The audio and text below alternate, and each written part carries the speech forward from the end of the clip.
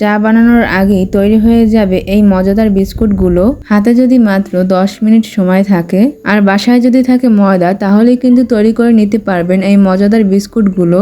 আসসালামু আলাইকুম everyone, welcome to SK cooking recipe. ঘরেই থাকা একদম অল্প কিছু উপকরণ দিয়ে তৈরি করে নিতে পারবেন একদম বেকারির মতো বিস্কুটগুলো। হালকা খিদে বা চায়ের আড্ডায় এই বিস্কুটগুলো কিন্তু একদমই জমে যাবে। একটু বেশি পরিমাণে তৈরি করে এগুলোকে কিন্তু সংরক্ষণ করে রেখে দিতে পারবেন। তাহলে আর বেশি কথা না বাড়িয়ে শুরু করা যাক। প্রথমে একটি মিক্সিং বোলে আমি নিয়ে নিচ্ছি 1 কাপ ঘি। আপনারা চাইলে ঘিয়ের পরিবর্তে অবশ্যই তেল ব্যবহার করতে পারবেন, তবে ঘি দিয়ে এই বিস্কুটটা তৈরি করলে আমার কাছে অনেক ভালো লাগে। এবার আমি এর ভিতর দিয়ে দিয়েছি 1 কাপ পাউডার সুগার। চিনিটাকে ব্লেন্ডারে গুঁড়ো করে এখানে দিয়ে দিয়েছি। এবার ঘিয়ের সাথে এই পাউডার সুগারটাকে আমি একটু ভালোভাবে মিশিয়ে নিচ্ছি।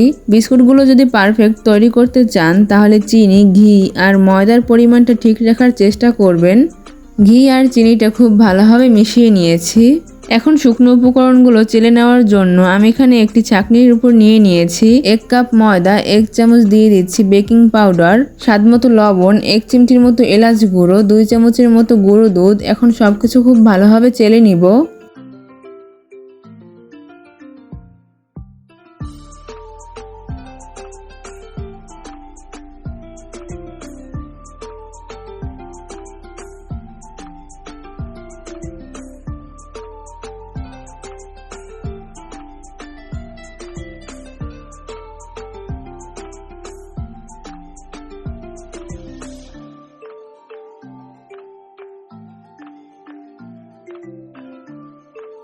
সবকিছু খুব ভালোভাবে চেলে নিয়েছি।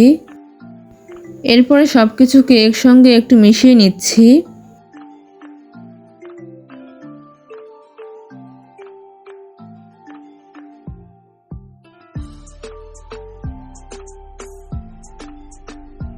এরপর হাতের সাহায্যে মিশিয়ে নিলেই তৈরি হয়ে যাবে একদমই সফট আর একটা মসৃণ ডো। রুটি পরোটার ডোর মতো কিন্তু এই ডোটা না, এই ডোটা খুব সহজেই মসৃণ হয়ে যাবে।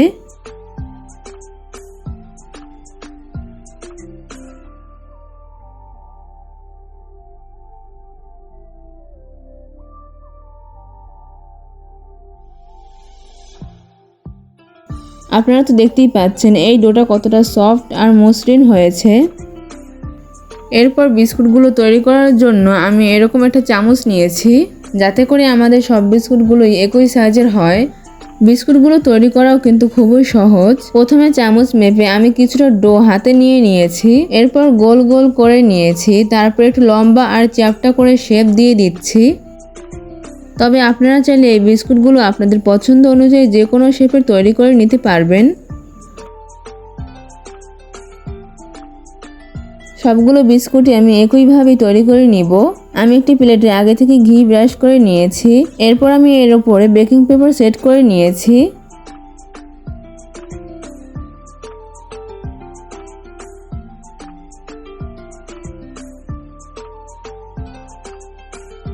এরপর তৈরি করে রাখা বিস্কুটগুলো এক এক করে সাজিয়ে নিচ্ছি।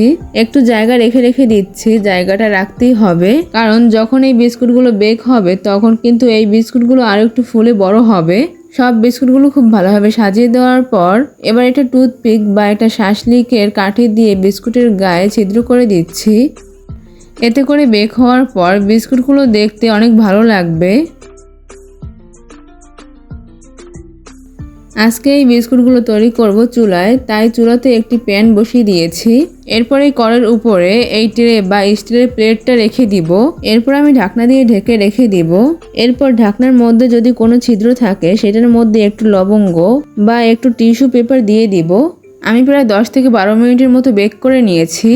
10 থেকে 12 মিনিটের মধ্যেই কিন্তু ঢাকনাটা তুলে ফেলেছি। আর দেখতেই পাচ্ছেন বিস্কুটগুলো কতটা ফুলে উঠেছে।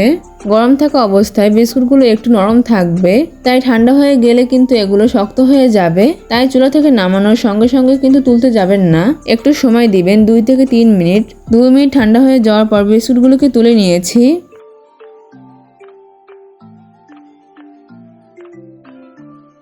আর আপনারা দেখতেই পাচ্ছেন পিছনের দিকেও কিন্তু খুবই সুন্দর একটা কালার চলে এসেছে, একদমই পুড়ে যায়নি।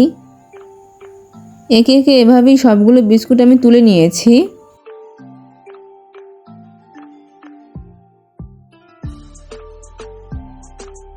মাশাআল্লাহ, দেখতেই পাচ্ছেন বিস্কুটগুলো কিন্তু অনেক সুন্দরভাবে বেক হয়েছে।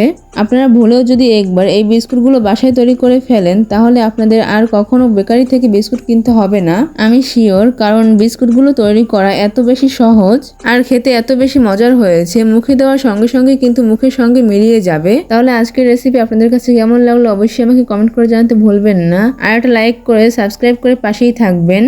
আজকে এই পর্যন্তই, আল্লাহ হাফেজ।